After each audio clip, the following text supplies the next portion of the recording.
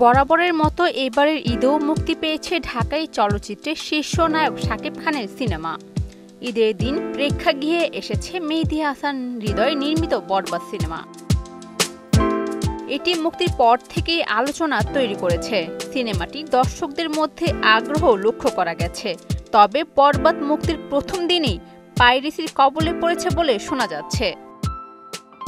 রাজধানীর গুলশান থানায় গিয়েছিলেন সিনেমার নির্মাতা মেহেদী হাসান হৃদয় ও প্রযোজক শাহরিন আক্তার সুমি। বরবাদ সিনেমা পাইরেসি হয়েছে এমন অভিযোগে জিডি করেছেন।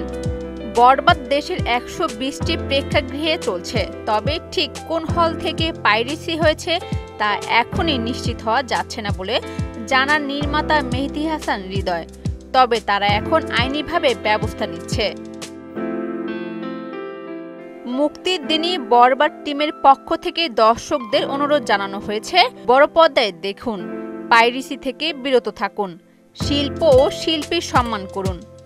এই প্রসঙ্গে নির্মাতার ভাষ্য, এক মুহূর্তের পাইরেসি পুরো টিমের পরিশ্রমকে বরবাদ করতে পারে। এটি শুধু আইন বিরুদ্ধ নয়, শিল্পের প্রতিও অবজ্ঞা। বরবাদ টিম পাইরেসি ঠেকাতে দ্রুত আইনি ব্যবস্থা নেওয়ার ঘোষণা দিয়েছে। তারা বলছেন, এরই মধ্যে অনেকগুলো পাইরেসি ক্লিপ আমাদের নজরে এসেছে, যা চলচ্চিত্রের জন্য অত্যন্ত আশঙ্কাজনক। তাই আমরা দ্রুত ব্যবস্থা নিচ্ছি। যে কোনো পাইরেসি লিঙ্ক বা ভিডিও নজরে এলে সংশ্লিষ্ট ব্যক্তিদের আইনের আওতায় আনা হবে। বরবাদ সিনেমায় শাকিব খানের বিপরীতে অভিনয় করেছেন কলকাতার ইধিকা পাল। এতে আরও অভিনয় করেছেন শহীদুজ্জামান সেলিম, ফজলুর রহমান বাবু, যিশু সেনগুপ্ত, মিশা সওদাগর সহ আরও অনেকে। অরিন সুলতানা, মোহনা ডিজিটাল।